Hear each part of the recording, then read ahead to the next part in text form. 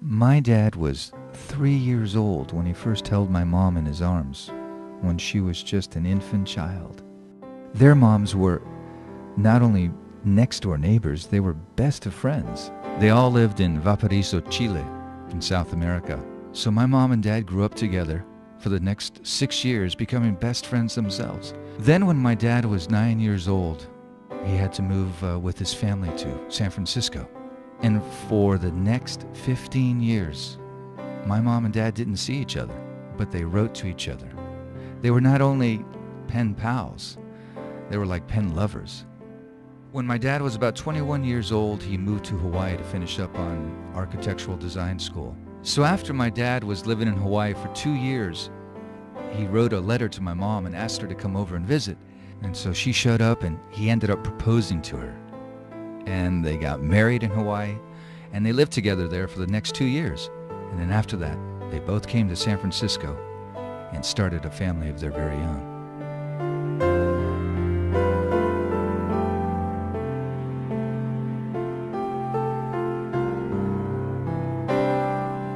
My dad is 90 years old now, and they've been together for 87 years. Back in 2004, my mom was diagnosed with dementia, and my dad has had a tough time coping with that. At first, he tried to take care of her himself, but as the disease progressed, it just became harder and harder. It was just too much for him. She needed care 24 hours a day, 7 days a week. So we moved her into a dementia care facility that was right in town. She seems to be doing really well. She smiles a lot and she even laughs. I don't think she remembers who we are anymore. But there's a look in her eyes when she first sees our faces that tells us that she at least recognizes us. And thank God for that. There's at least some kind of connection. Personally, I think that dementia is a real cruel disease. How can two people literally spending a life together, building memories together, end up one day with it all stripped away? I remember in the beginning, when we first moved her in to her new home, Dad was really frustrated and he seemed so lost. His best friend of 87 years was still alive, but in many ways was gone.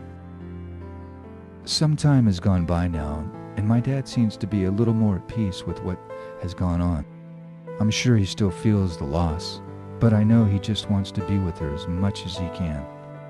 And when they're together, they don't say very much, but at least he enjoys stroking her hair, taking her hand, and going for little walks.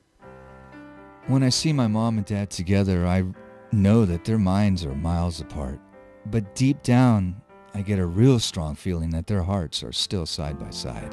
Oh, when it hits me, all I can do is just breathe again and breathe through.